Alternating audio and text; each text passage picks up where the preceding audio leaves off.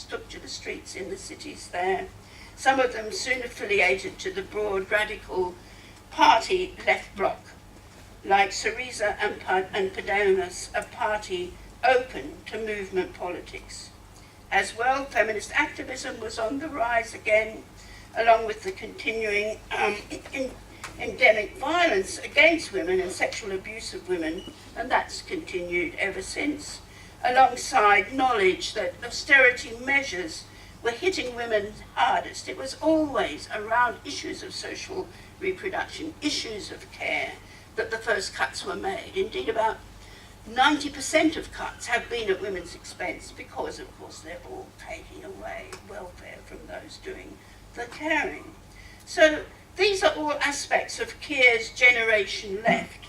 And with the ebbing of direct action, there came a renewed interest in electoral politics. Direct action will always ebb because you can't simply occupy public spaces forever and survive. So an interest in electoral politics as a site of struggle, as here in the Labour Party with the election of Corbyn in 2015, to the enormous surprise of the Parliamentary Labour Party. They simply didn't see it coming. They usually don't see things coming. They're usually the last to see things like that coming. Yet we know today that none of these disparate upsurges of resistance have achieved their goals, that is, an end to inequality and an end to austerity policies, and so on. Entering government, Tsipras' Syriza came to power unquestionably with the assistance of the radical protest movement, its party colours standing for left, green and movement politics.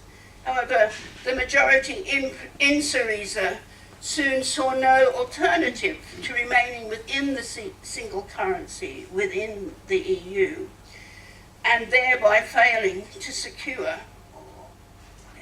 they did fail to secure, any significant debt relief from the EU banking institutions, and not to prevent the imposition of continuing austerity rigour and the forced sale of national assets. So they are still suffering in every way from this neoliberal moment. A revolutionary multitude can at times overthrow a dictator like Milburn or help install a progressive government like Syriza. And there are certain people from Left Bloc and from Podemos, though they've been failing to be as successful as they were in parts of southern Europe. Nothing is ever guaranteed. Yet there's also been continuing small victories and movements of resistance, and these include the number of women from lifetimes of radical activism entering politics, some of them old, like Manuela Carmina, elected mayor at 71 in Madrid with the help of Podemos in 2015, or the young Ada Kalu, another movement radical who can campaign for the protection of householders in mortgage arrears and has made various radical reforms, although struggling against the nationalism now in northern Spain. She was elected mayor of Barcelona, representing a new citizens' movement backed by new left parties and working with radical citizens' movements globally to try and change municipal politics. So what I would conclude is that neither movement nor electoral politics will ever offer us any easy victories, but one crucial thing both can offer, especially for those wanting to be working in and against the state, which it seems to me was one of the best things that 70s feminists talked about at the close of the 1970s, and with the coming of Thatcher, that we ought to be working both in and against the state, which actually John McDonnell says today, and which the left members of Syriza, like Kostas Justinas, say, though he seems more in than against right at the moment. But anyway, what matters is keeping, he thinks he is, what matters is keeping alive some level of hope, some level of solidarity over a politics of resignation and despair. So there is always an exhilarating joy that comes with resistance. And I don't know how many have been down to extinction resistance, but you know, that is what rebellion, sorry, rebellion, I knew it was that you can find, you know, still happening around London today. So the sense of shared agency, that we can make a difference, that our voices can be heard, they're the important alternative spaces that there has to be a possibility for us to have any hopes. And that's what I think Generation Left is about, determined to try and keep those spaces alive. And that's the sort of thing that stayed alive absolutely in places like Greece, like the person sitting in front of me here knows that, you know, there are still alternative spaces like the free shop Sporos in Exarchia in Athens, which began as a way of fighting consumerism, but also helping those suffering from the harshest forms of deprivation there, but working in a way of hoping to transform patterns of private consumption into more collective practices of exchange and fostering notions of radicality and solidarity and the need for care, not just for those who need care, but the need to be offering care. That's the sort of utopian praxis that it seems to me keeps politics alive, both in and outside of party and movement, movement practices. So it's, you know, that's why people were so excited, why Generation Left, as Keir sees it, was so excited when Corbyn was elected leader of the Labour Party in 2015, where he made his speech saying, we don't have to be unequal, we don't have to, the world doesn't have to be unfair, poverty isn't inevitable, before he raced off to Parliament Square to address us all on a pro-refugee rally. So we either heard him talking at the party conference, or the rest of us were walking on the streets, me surrounded by lots of oldies, to hear him talk again outside Parliament. So it may be the case that there is this difference in electoral politics in terms of who is voting, but we will only get any left politics staying alive when there are voices that can give that hope. And that hope, it seems to me, can still be given by all generations, and that any generation left has to involve us learning from each other. And one thing to be learned, it seems to me, was that the significance that was given to movement politics, to finding the spaces where we can talk about and hope to create radical change, as here, at the same time as trying to work out how on earth we get the most progressive people elected to Parliament, and how on earth we stop the media campaigning against any progressive person, whether it's against Corbyn or whether it's against the young left Democrats who have entered the Congress in America, who are now being so demonized. And the only thing I want to end with is that another reason for not simply putting one's hope in the young is that the young have also been attracted to right-wing politics. So it is the case, for instance, that the National Front in France had votes from 34% of people in that 18 to 34-year-old group. 24% of them supported the Freedom Party in Austria, and in the Netherlands and Denmark and Poland, the far right has also got significant youth support. In fact, I even read today before coming here, because I Googled it, that the wretched, what's his name, Farage's New Freedom Party, also, they claimed, had a significant youth group amongst them. So, you know, it is the case that the young, having been, you know, so cruelly affected by these decades of austerity, have become more active since 2008.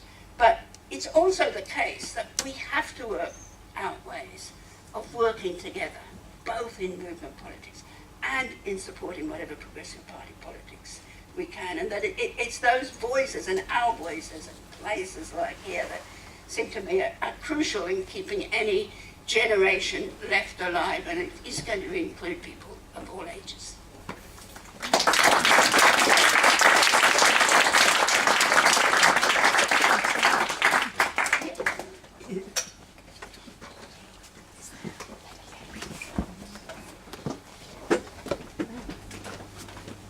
All right, thanks, Lynne. That's great.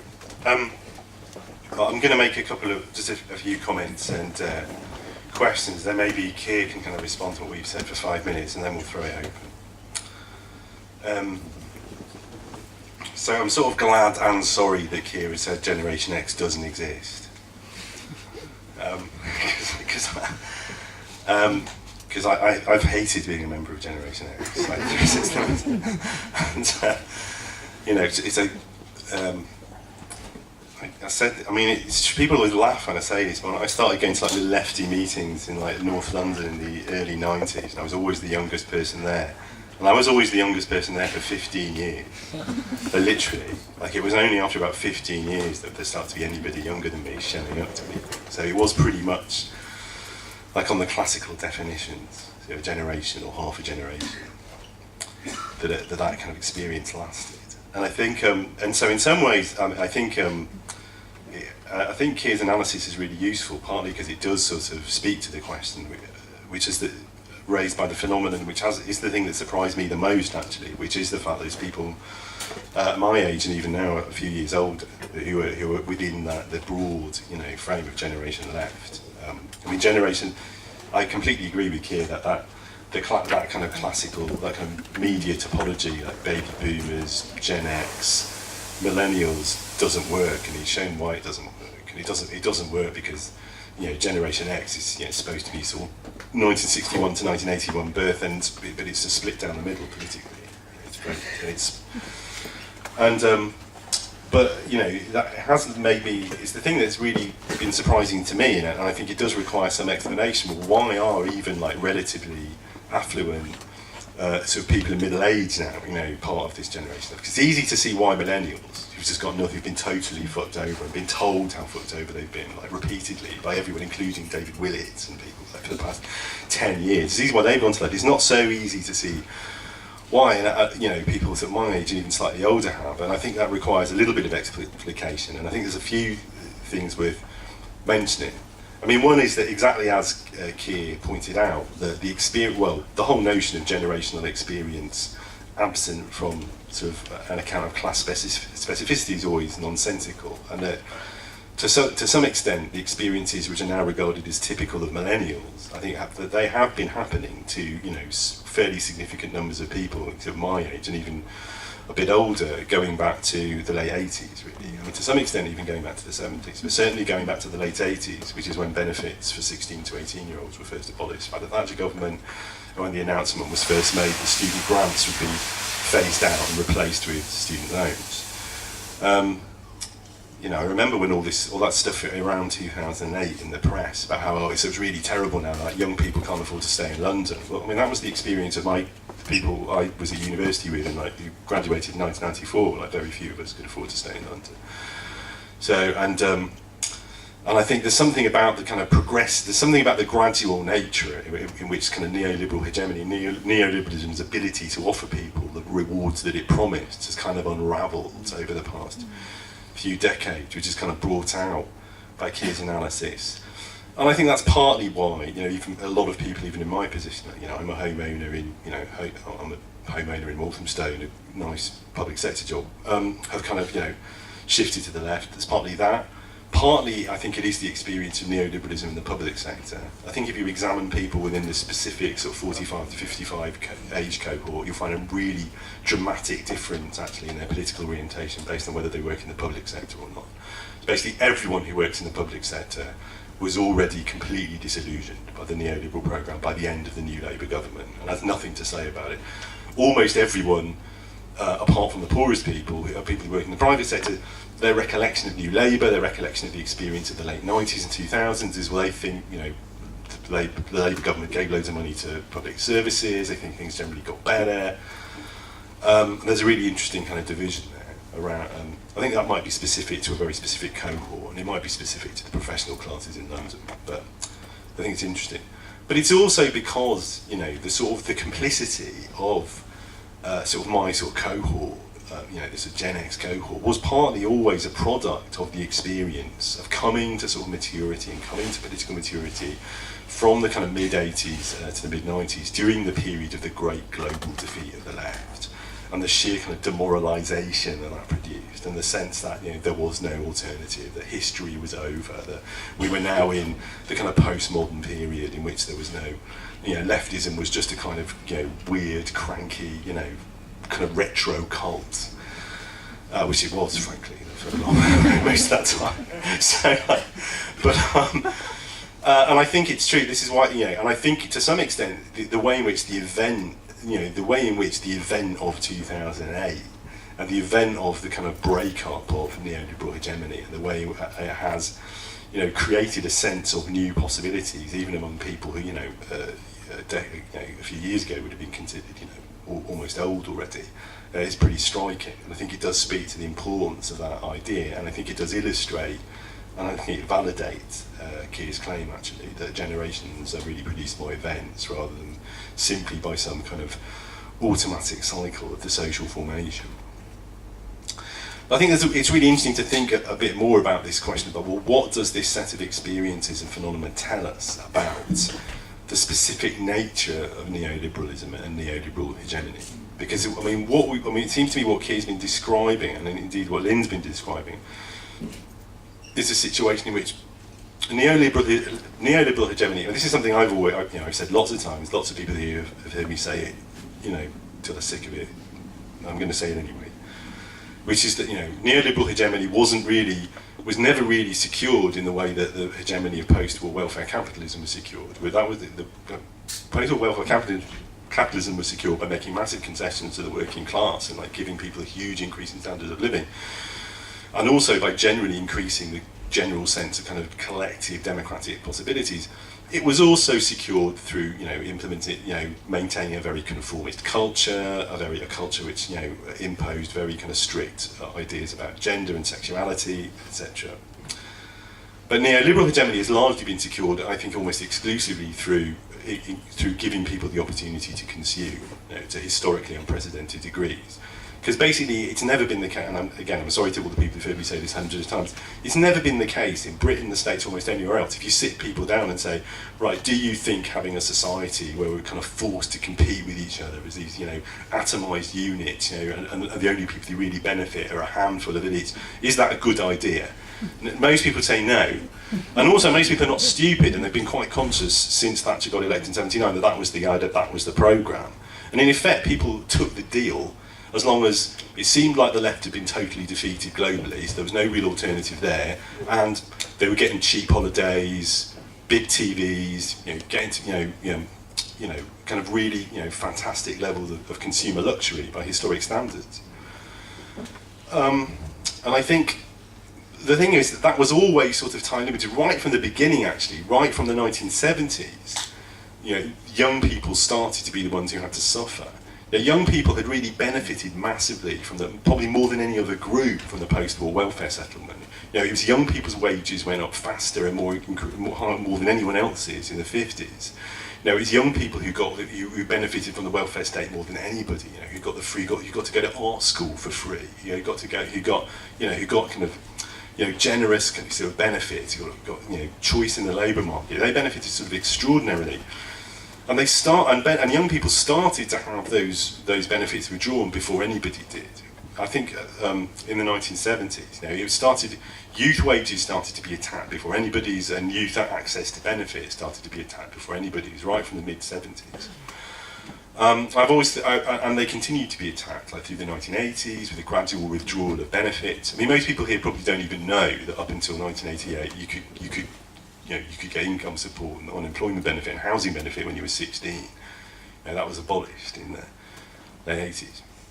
And I think, for example, historically, I think that was the condition of possibility for punk. You know, punk is this kind of, sort of, you know, this explosion of outrage at the realisation that young people, that cohort of young people, unlike the people even sort of 3 years older than them, are no longer, benefiting from a kind of expanding welfare state and expanding, share of the GDP in the form of wages. They're seeing it contract.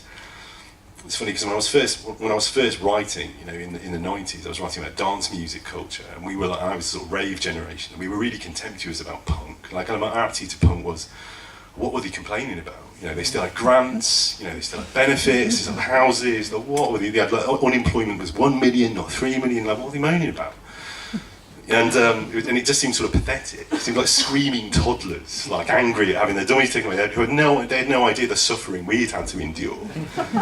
and now I think different. Now I think, actually, they were right to be furious, because they recognised, they sensed intuitively that they were the thin end of a very big wedge, and it was a massive fucking wedge that they were at the thin end of. That's carried on right through to the present, and that wedge has got bigger and bigger and bigger. And at some point around 2000, partly because of 2008, that wedge passes a tipping point, and the tipping point produces a situation that we're now in. But that also means that, in some sense, that the neoliberalism, because neoliberalism had always been dependent partly on withdrawing benefits from the young in order to pay off older people, with the home ownership and the consumption and the pensions, which eventually also got withdrawn from younger people. It seems like it was always sort of time limited in a particular way. And I think this would sort of coincide with the analysis of somebody like Wolfgang Streeck, who basically says that, well, really, the neoliberal kind of capitalist response to the challenging crisis of the 60s and 70s was never really effective. That basically governments have been borrowing huge amounts of unsustainable amounts of money and allowing their populations to borrow unsustainable amounts of money ever since the 1970s, as a response to the fact that was the only way they could think of to meet the challenge posed by the kind of great wave of democratic demands made by Lynne's generation of the left. And I think, to some extent, I think that's true, and I think that's sort of where we are. But I think that raises a really sort of interesting couple of questions. It raises a really interesting question about, well, I think, to what extent is the victory of the left now inevitable?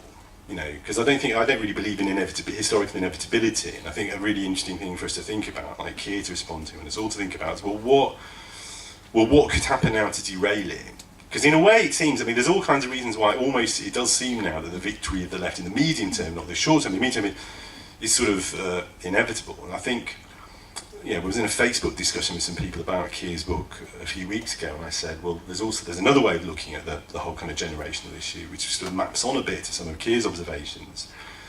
And that is that, well, as far as I know, I think if you look at things like the British Social Attitude Surveys, and if you look at generational attitudes of people going back as far back as we have the data, which would include people born between the wars, even around the First World War, then actually the generation of people who lived through the 30s and lived through World War II always had far more social democratic and socialist attitudes than most of, not all of, but most of the boomers, who were much more libertarian and much more kind of individualistic and much more easily captured by Thatcherism for that reason. And so I've seen it argued, there's a sort of back and forth, there's a kind of pendulum. You get a socialist generation, then you get an individualistic generation, then you get a socialist generation. At the same time, on that sort of, now that's in terms of attitudes on issues like distribution of wealth. Should government tax to create more equality? Should government take action to minimise social inequality? Whereas on what we conventionally call social issues like sexual freedom, multiculturalism, there's pretty much just a straight line graph that people have been becoming more and more liberal since like 1900, basically. Certainly since the 50s. And that one of the things that's happened recently, and one of the things that happened with the millennial generation in particular, is those two things have coincided. There's been a swing back towards a kind of socialist, consciousness amongst this millennial generation, which coincides with that gradual process of liberalisation. And the effect of that is a situation in which actually a particular set of attitudes which were associated with a sort of, cultural and political vanguard of Lynne's generation, including people like Lynne, which would be socialistic but also so libertarian, are now, which were, on all the available evidence, were only ever shared by a kind of minority of that generation are now much more widely distributed. This is partly why I keep saying to people, ideas which were like countercultural in the 60s and 70s, ideas which got the GLC under Ken Livingstone accused of being the loony left, like mad, are now very widely shared, very widely distributed of attitudes. So all that would seem to produce a very optimistic picture, for the future of the left, where we're going. And certainly, people like Aaron Bastani is completely convinced now there's nothing can stop it. The left is going to be in power throughout the 2020. From sometime in the 2020s, we're going to be in power for the next 20 years. We don't even have to worry. I don't know why he doesn't just go back to the gym then. In that case,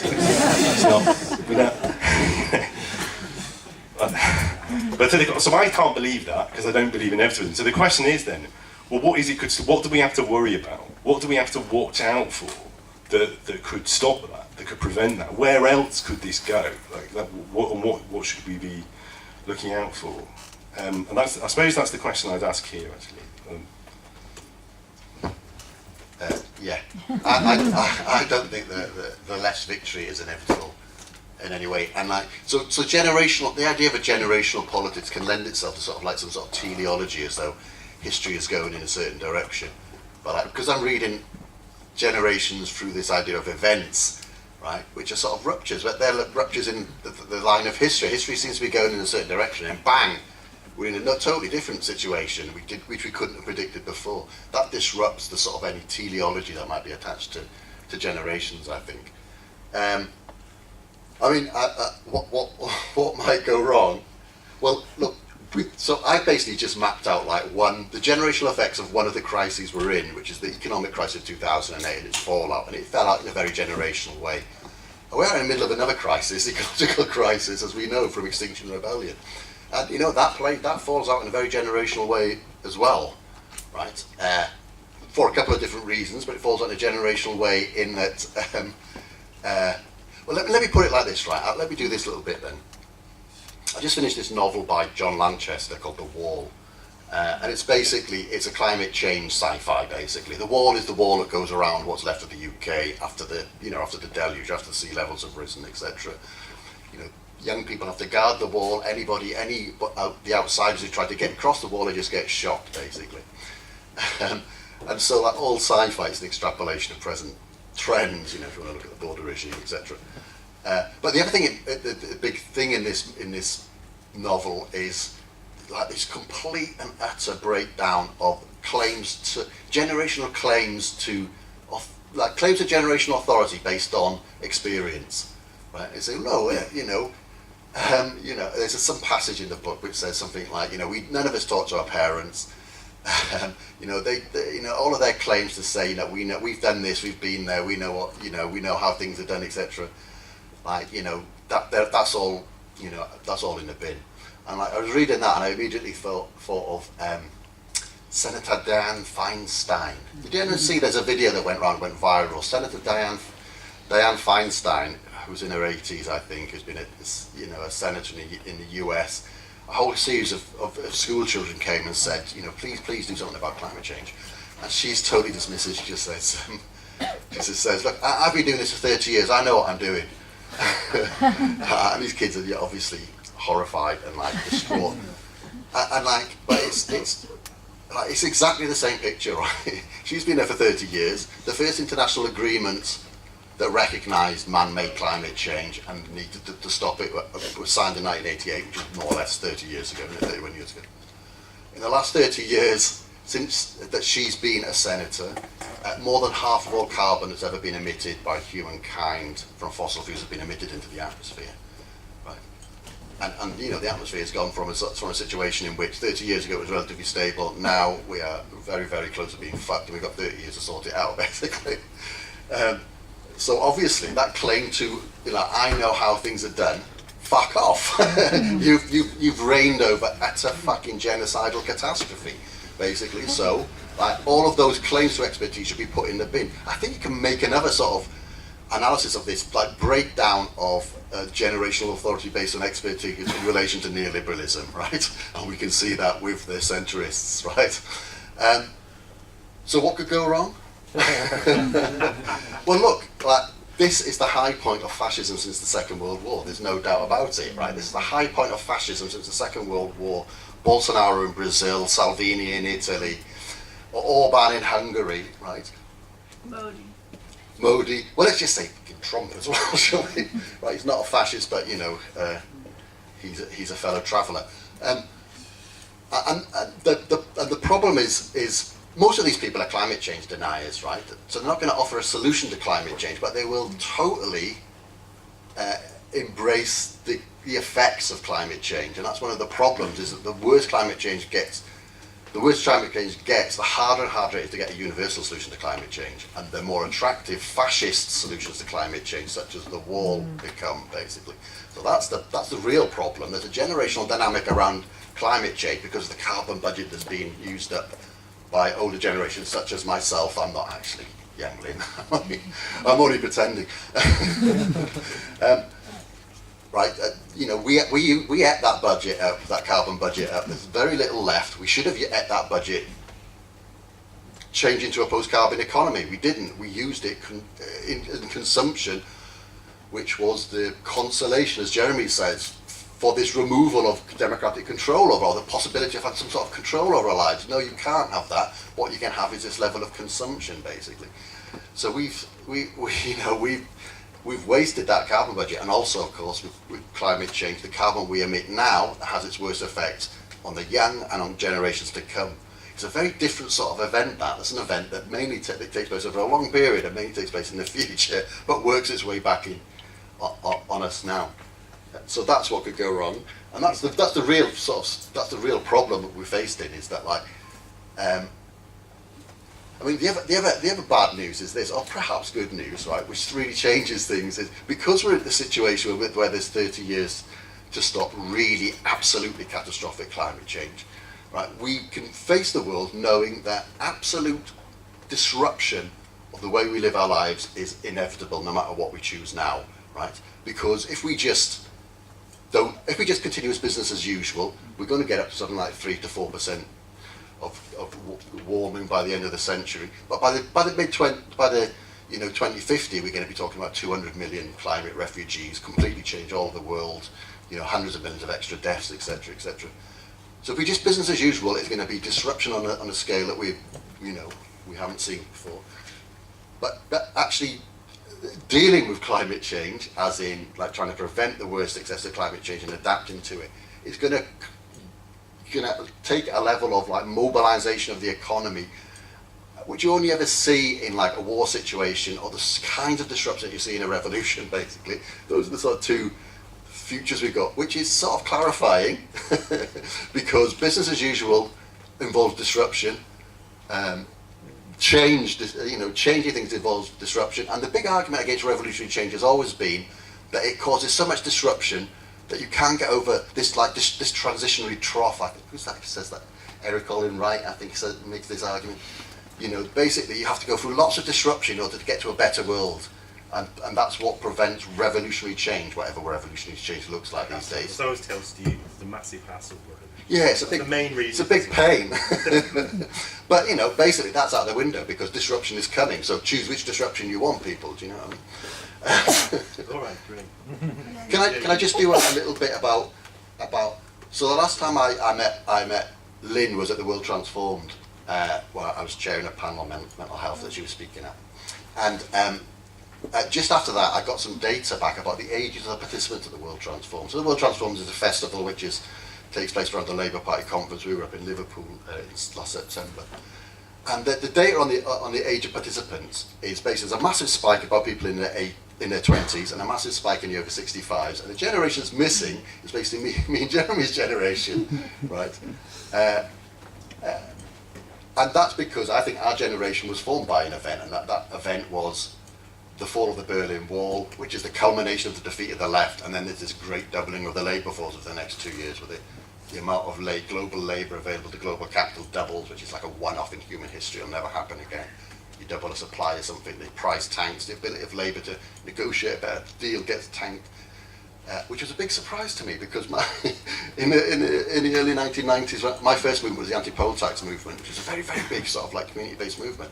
I thought, God, this, I was, you know, also acid house was going on at the time. That also affects the space of possibility you see. Put those together, I thought that we were in for, you know, we were going to change the world. I didn't know that there was this greater thing going on. And in fact, me and Jeremy and people like us right the way through the 90s and early 2000s were the real minority freaks of our generation. Thanks, I just needed to confess that. Right. I don't think it's a question of what could go wrong. I don't know what Bastani is talking about. I mean, what is... I'm paraphrasing. I was getting a cheap laugh out of it. Yeah, okay. It was one of our, you know, hardest working comrades. The question is, what is going wrong? And what is going wrong is just so massive, with the rise of nationalism, the rise of xenophobia, the lack of concern for refugees who in their tens of thousands are drowning in the ocean. So much is going wrong on the one hand that is going to help empower the right, as it has now in so many countries, in Europe, in India, in both sides of the Americas and so on the one hand. And on the other hand, if we get left or leftish governments in power, as I hope we do, it's going to be massive what they're going to have to do. As you say, we have outsourced almost everything to about 4 corporations running the world. Almost everything.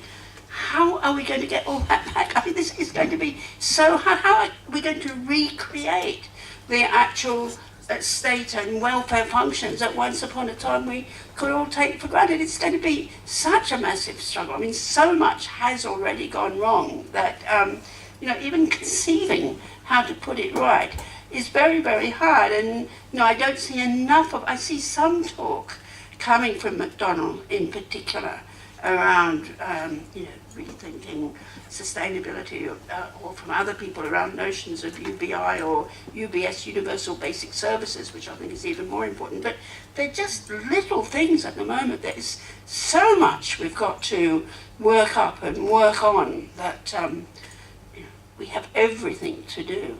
We've got no choice. Well, we could just go in a teepee. Could go live in a teepee. I think a lot of people are ground. Yeah, I think that's. It makes me feel so. It makes me tired thinking of us winning now. Okay, so we're going to. All right, we're going to start taking questions or points on the floor. The first one's here. Yeah. I hope everyone can hear me. Ready? Stand up. Oh, hi. All right. So, Lynne.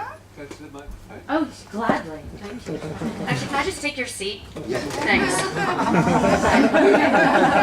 So you can take my seat. Good, because I'm going to pick on you.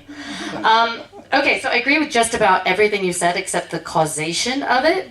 So the topic of this conversation was generation is the biggest driver or something in how people vote? Biggest predictor. Yeah, okay, that's, All right, so my argument here, I know I'm speaking to the choir, so I'm going to tell the choir why we're all a bunch of assholes. You made a very good point, I thought, where you said, I'm of this certain generation, and I'm told that a lot of people of my generation vote right-wing, but I don't know any of them.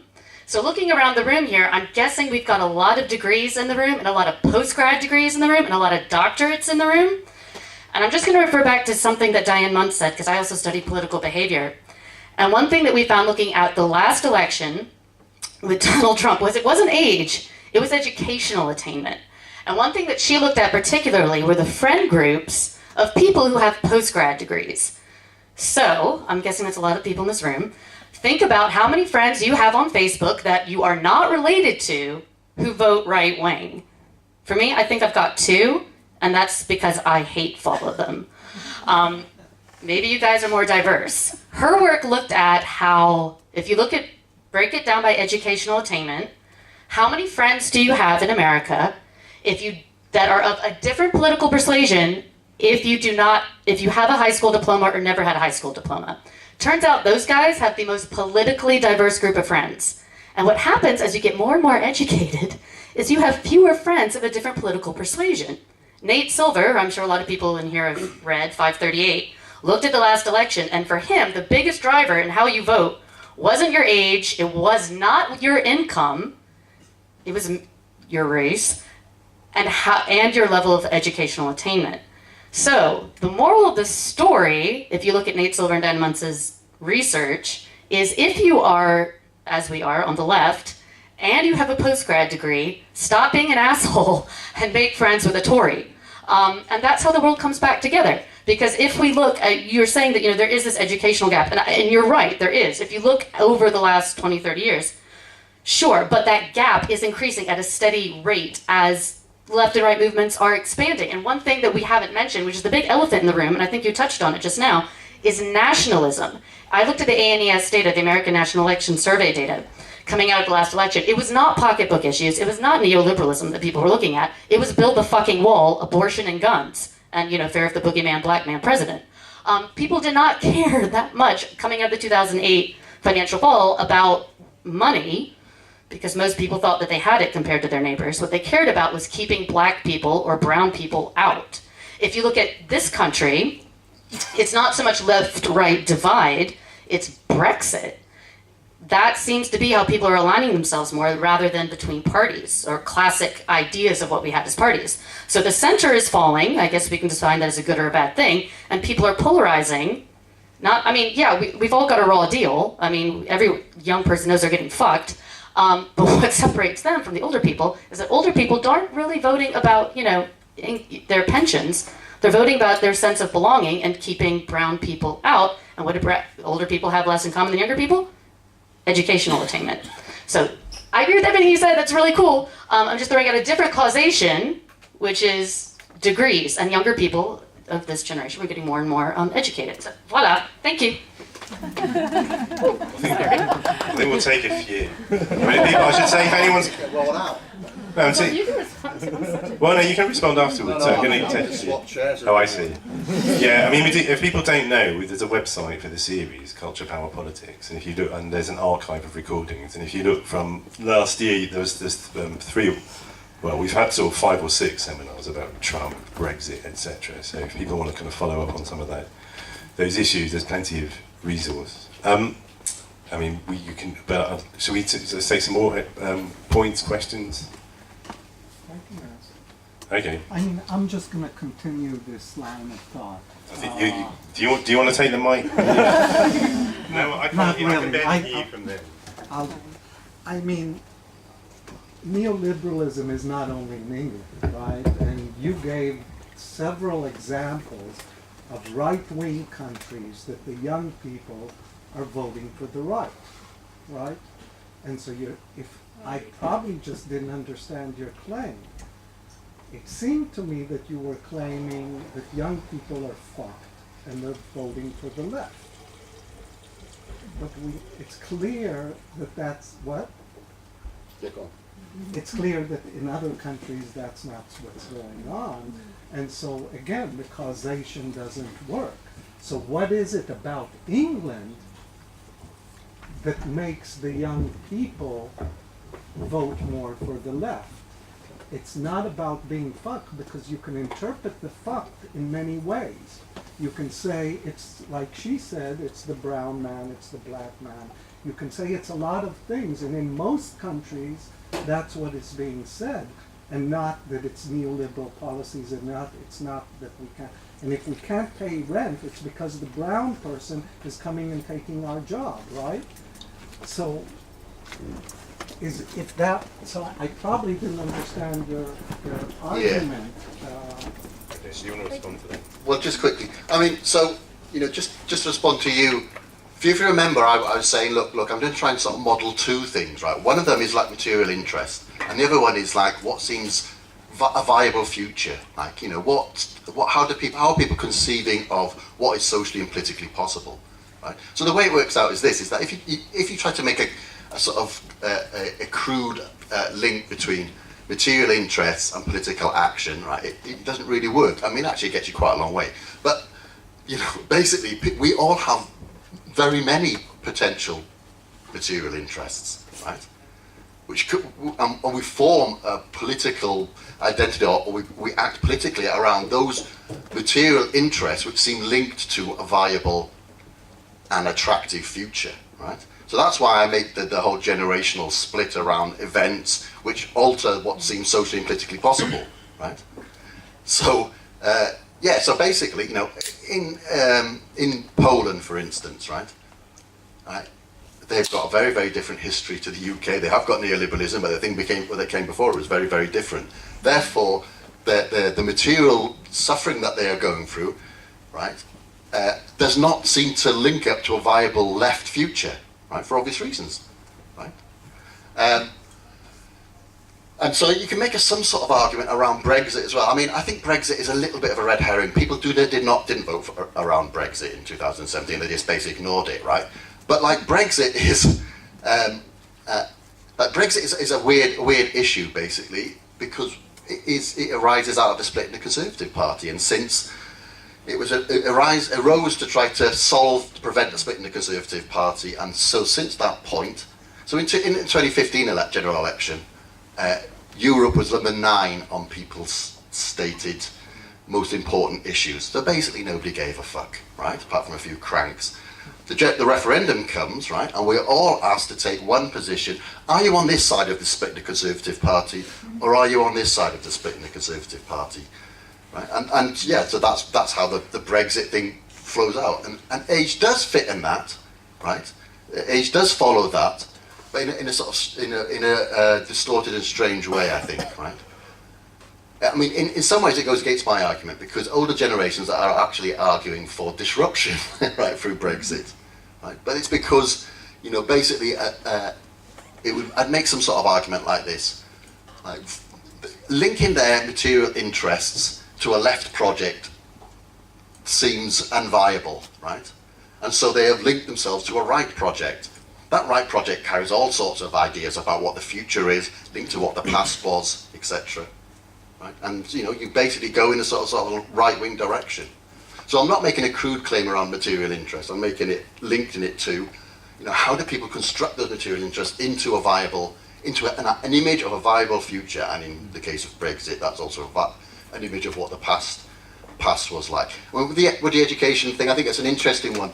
The answer to that is, the rates of higher education amongst young people are massively increased to older generations. So in one way, it acts as one of them is actually the proxy for another one. We can argue about what the prime causation is, but. Do you want to say anything? No, take off from the floor.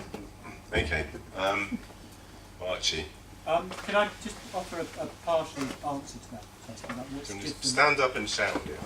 Sorry, to offer a partial answer to the question about what's different about England. Now, obviously, there's a lot of different things that factor in, but one is just there's some quite simple realities about the British state and the British electoral system, which is because we've got this two-party system and the voting system that we have. It's very difficult for alternative parties and alternative movements to rise.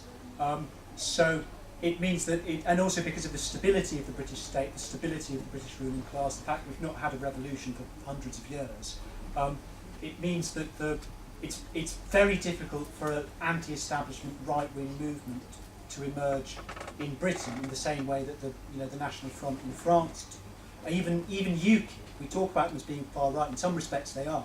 In other respects they're very conventional, very liberal, very parliamentarian, and in a lot of ways they're just an extension of the right wing of the Conservative Party, which is still sort of predominant and captures the right wing of the British public and is incapable of being anti-establishment because it is the establishment.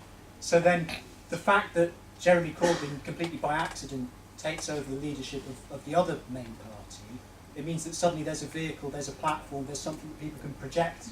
If because of all these different factors we've talked about, people want something different, it's there and it's left wing, and it's very difficult for something outside of that binary to emerge independent. Not that there aren't other things. So it's accidental. Sorry? So you're saying it's accidental. Yeah, Events. it goes back hundreds of years. Well, I think it's not accidental, but there are contingent specificities to particular social formations. I mean, it is an important question, isn't it? What is? I mean, I think what is specific to the kind of the Anglo-American formations that make it. I think Trump. I think Trump, you do have to take account of the fact that Trump lost the popular vote. Like he didn't, you lost the popular